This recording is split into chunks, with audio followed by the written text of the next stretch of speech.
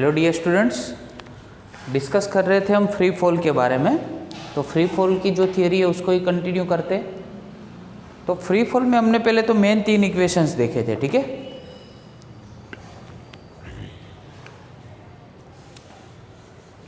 तीन इक्वेशन में हमने क्या देखा था, तो v is equal to v naught plus a t था। तो उसमें अपने वी नॉट जो होता है उसको इनिशियल वेलोसिटी बोलते हैं, और initial velocity always free fall body में ऑलवेज क्या होती है, 0 होती है।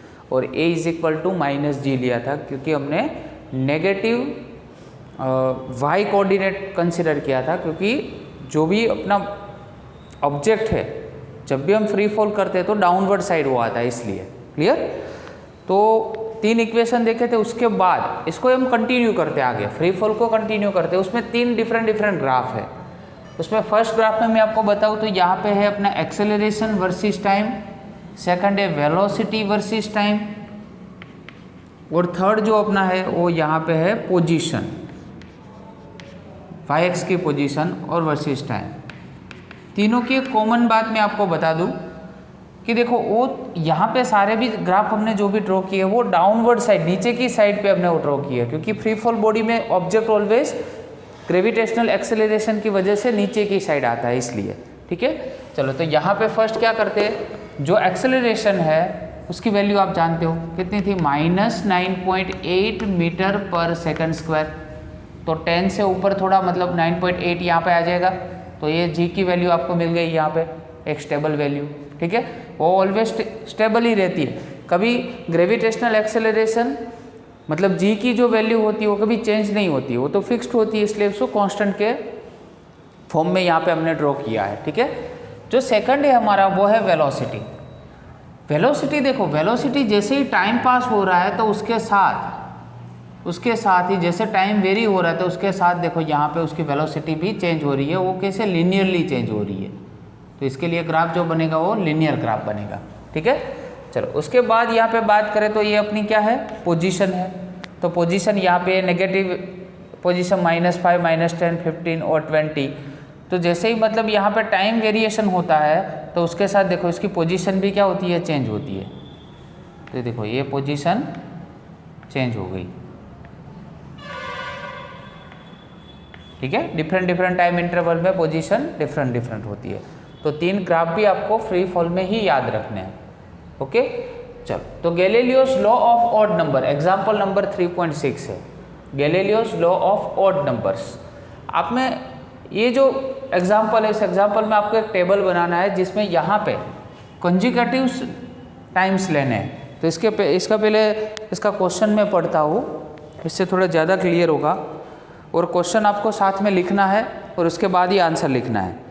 The distance is transfer during the equal intervals of time by a body falling from the rest stand to one another in the same ratio as the odd numbers beginning with the unity, ठीक है, sorry unity, namely 1, 3, 5, 7 and prove it। इसका meaning ये है कि जैसे मतलब आप distance travel कर रहे हो तो उसमें जो टाइम इंटरवल ले रहे हो वो कंजिक्यूटिव टाइम इंटरवल है, और उसके लिए जो आंसर आना चाहिए ऑलवेज कौन से, ऑड नंबर में आना चाहिए। ठीक है, तो चलो तो सबसे फर्स्ट आपको याद होगा कि फ्री फॉल में एक फॉर्मूला लिया था हमने, y0 is equal to -1/2 GT²। देखो यहाँ पे हमने टाउ लिया है। टाउ एक सिंबल है जिसको कभी, वैसे तो मोस्टली ये है ना वो टॉर्क का सिंबल, और चैप्टर नंबर 7 में पढ़ेंगे हम। टॉर्क को टाउ बोलते हैं, टॉर्क होता है जिसको हम एंगुलर फोर्स बोलते हैं। ठीक है, बट यहाँ पे जो टाउ है वो टाइम के रिस्पेक्ट में लिया है तो इसको टाउ बोलेंगे, torque tau. Clear.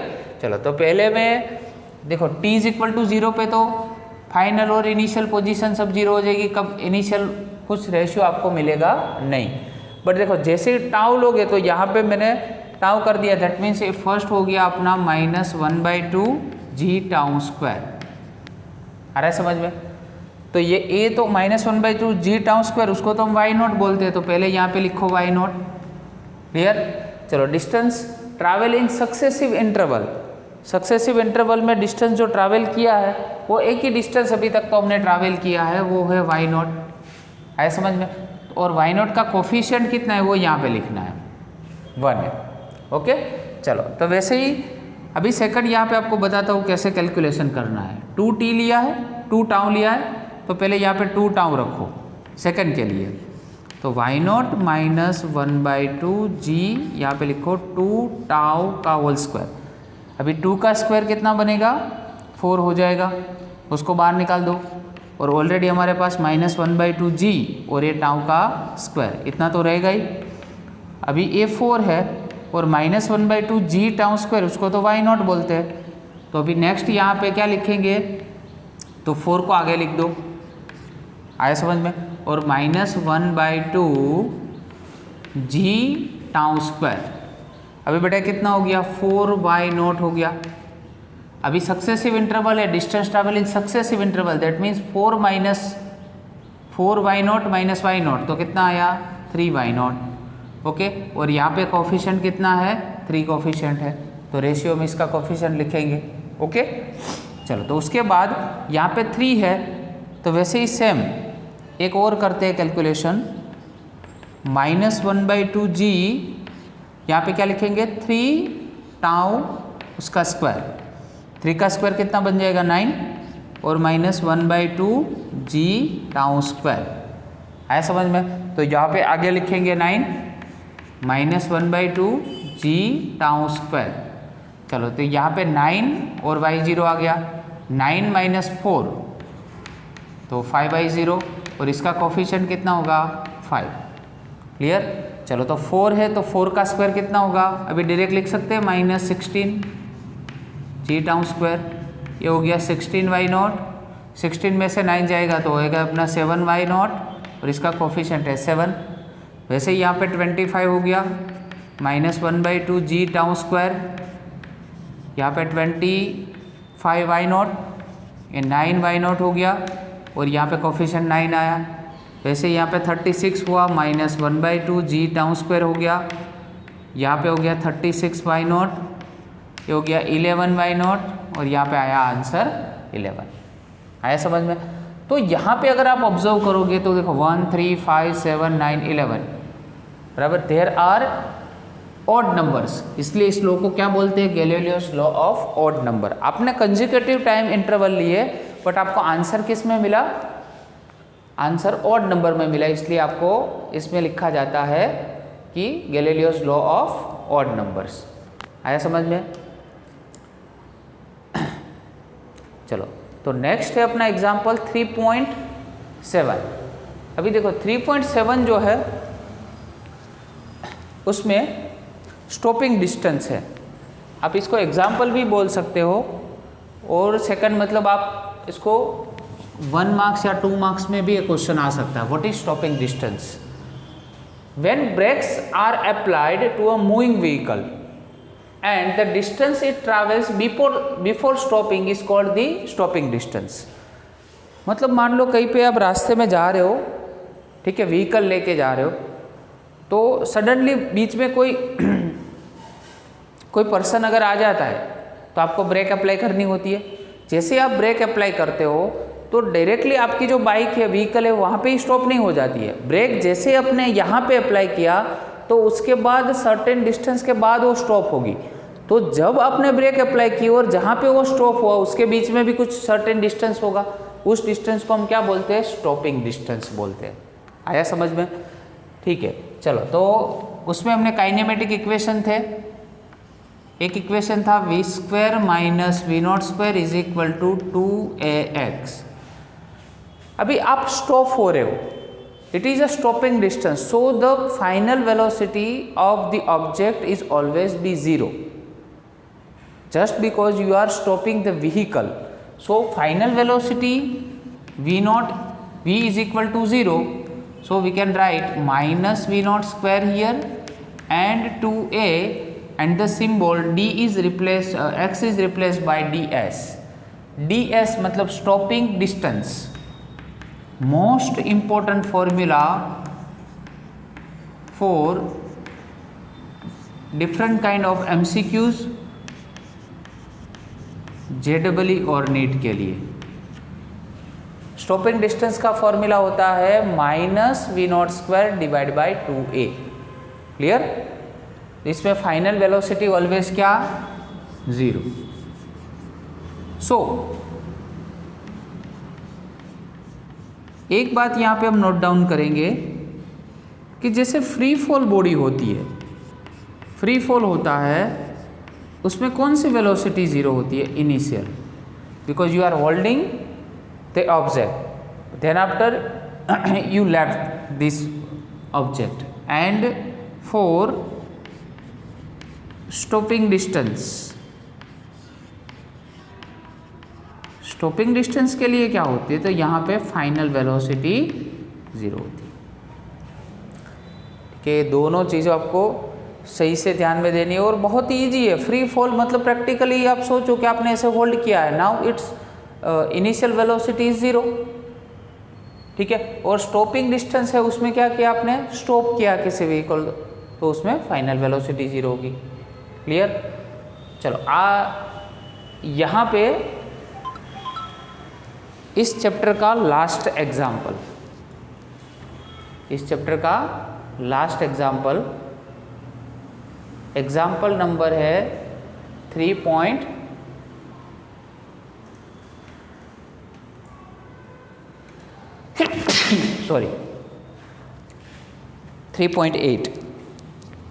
Example number है 3.8, reaction time. What is reaction time? When a situation demands our immediate action, कभी ऐसी सिचुएशन यहाँ पे हमारे सामने क्रिएट हो जाती है जिससे हमें इमीडिएट एक्शन लेना होता है। It takes some time before we really respond, it takes some time before we really respond, मतलब जब हम रिस्पॉन्ड करते हैं उससे पहले ही आप कुछ अपना कुछ टाइम लेते हो, ठीक है। तो reaction time is the time a person takes to observe the thing and act, मतलब जो पर्सन है वो थिंक करता है, मतलब सोचता है कि पहले मुझे क्या करना है, एंड देन एक्ट, उसके बाद एक्ट करता है, ठीक है। तो ये जो टाइम है उसको हम रिएक्शन टाइम बोलेंगे। इसमें हम एग्जाम्पल देंगे। एग्जाम्पल की तरह मतलब आप देखो यहाँ पे तो मैं शॉर्ट में लिख रहा हूँ, teacher and the student is the best example for reaction time. दो एग्जाम्पल मैं दूंगा इसमें, वैसे बहुत सारे एग्जाम्पल है। देखो, whenever I ask question to students, तो देखो कोई भी स्टूडेंट को मैंने क्वेश्चन किया, तो कुछ स्टूडेंट ऐसे होते हैं उसको जल्दी पता होता है कि नहीं ये मेरे को आंसर आता है, तो जैसे उसको स्पार्क हुआ तो उसके बाद उसने वो क्वेश्चन का आंसर पहले सोच लिया, तो जैसे मैंने डिलीवर कर दिया क्वेश्चन, उसके बाद आपने सोचा वो क्वेश्चन कि चलो ये क्वेश्चन है, मेरे को ऐसे आंसर देना है, देन आफ्टर यू रिस्पॉन्ड, ठीक है, then after you raise your hand. तो ये आपने जब सोचना स्टार्ट किया उसके बाद आपने रिएक्ट किया, ठीक है, और उसके बाद आप बोलना आपने स्टार्ट किया। तो जैसे मैंने पूछा था उसके बाद आपने जो सोचा था क्वेश्चन, और उसके बाद जब तक आप बोले नहीं ना, उसके बीच का जो टाइमिंग था उस टाइमिंग को हम क्या बोलते हैं? रिएक्शन टाइम बोलते हैं, ठीक है। दूसरा एग्जांपल देता हूँ कि कोई भी चीज़ ऐसे आपने होल्ड करके रखी है, ठीक है, और वैल्यूएबल थिंग्स है, तो जैसे गिरती है तो हम क्या करते हैं?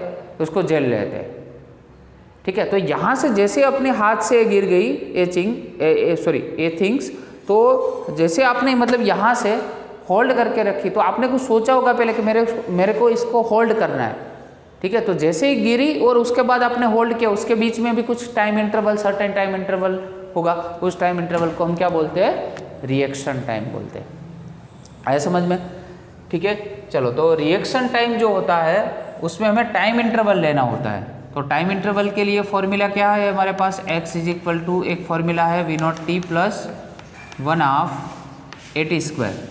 ओके, टाइम इंटरवल जो है x is equal to v0t plus 1/2 at², एक ऐसा फॉर्मूला है हमारे पास। उसमें x की जगह पे हम d करते हैं, और देखो जैसे किसी चीज़ को आपने ऐसे होल्ड करके रखा और आप छोड़ देते हो और उसको होल्ड करते हो, तो होल्ड करके रखा है दैट मीन्स फ्री फॉल जैसा हो गया। और फ्री फॉल में तो हमने बताया इनिशियल वेलोसिटी क्या होती है? 0, तो ये 0 हो गई, ठीक है। ये 1/2, और यहाँ पे g, यहाँ पे एक काम करते हैं, g लिख देते हैं और यहाँ पे माइनस लिखेंगे q, क्योंकि फ्री फॉल जैसा हो गया। तो फ्री फॉल में जैसे फॉर्मूला बताया था वैसा ही है कि a की जगह पे माइनस जी लेंगे, ठीक है। चलो यहाँ पे सामने मल्टीप्लाई कर दो, तो 2d इज इक्वल टू क्या होगा, ये 2 यहाँ पे मल्टीप्लाई हो गया minus G T R square, okay. चलो तो T R square is equal to minus 2d by G, तो T R is equal to क्या होगा, अंडर रूट में 2d बाई जी। यहाँ पे माइनस सिंबल मैंने हटा दिया, क्यों बताओ, क्योंकि टाइम ऑलवेज पॉजिटिव होता है, टाइम कभी नेगेटिव नहीं हो सकता।